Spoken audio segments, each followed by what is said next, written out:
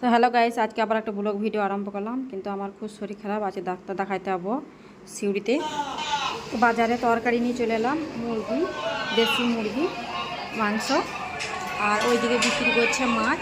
তো একধারে মুরগির মাংস আর একদিকে মাছ বিক্রি করছে। তো আমরা নিলাম মুরগির মাংস। তা আনমূলত অভ্যেস প্রতিবারে বাজার যাবে, একটা করে গাড়ি কিনবে। তো এবারেও বাজার নিয়ে একটা গাড়ি কিনেছে, দেখবেন আপনারা।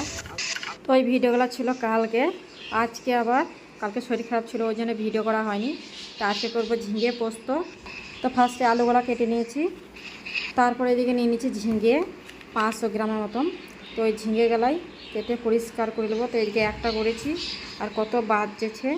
তো ওইরকম সব বাদ দেওয়া হয়ে গেল, আর এইটুকু বেরিয়েলো। তো ওইটাই ঝিঙে আলু পোস্ত করবো। তো ফার্স্টে আলুটা মেজিকে আমি চাপিয়ে দিয়েছি, চাপিয়ে পরিমাণ মতন লবণ দিয়ে দিলাম, আলুটা সিদ্ধ করে দিয়ে দিলাম। তো এদিকে আলু সিদ্ধ হয়ে গেছে। এবার পোস্তটা আমি সিলে বেটে নিয়েছি, আর এদিকে ঝিঙেটা আমি এবার তেলে কষে নেবো। তো এদিকে ঝিঙেটাকে তেলে কষছি, কষা হয়ে গেলেই তারও পরিমাণ মতন লবণ দিয়ে দেবো।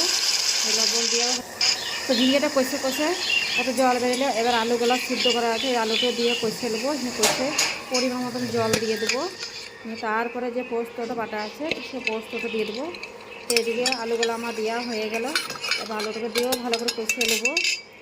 এবার আলুটা কষা হয়ে গেল, এবার আমি একটু জল দিয়ে দেবো। জল দিয়ে তারপর পোস্ত বাটাটা দিয়ে দেবো। তো এইদিকে আলুটা ফুটতে লেগেছে, এবার পোস্তটা আমি দিয়ে দেবো। পোস্তটা দিয়ে তারপর যখন ফুটে যাবে তখন নামিয়ে রেখে দেবো। এদিকে আমার ঝিঙে পোস্ত ফুটতে লেগেছে, কত সুন্দর হয়েছে দেখুন আপনারা। আর এদিকে কালকে সিগনে ছিল, সেই সিগনেটাই গরম করে নিচ্ছি। আর একটুকু এটা রান্নার সিগনে, আর একটুকু আছে ওটা সিদ্ধ করা, তো ওটা ভাজি করবো। এটা ভাজি করে নেবো। তো এদিকে ভাজি করা হয়ে গেছে। এদিকে সবারই ভাতও বেড়ে দিয়েছি। তো ভিডিওটি যদি ভালো লাগে লাইক শেয়ার কমেন্ট করবেন। তো এরকমভাবে ঝিঙে আলু পোস্ত করে রান্না করে দেখবেন, খুব সুন্দর খেতে হয়।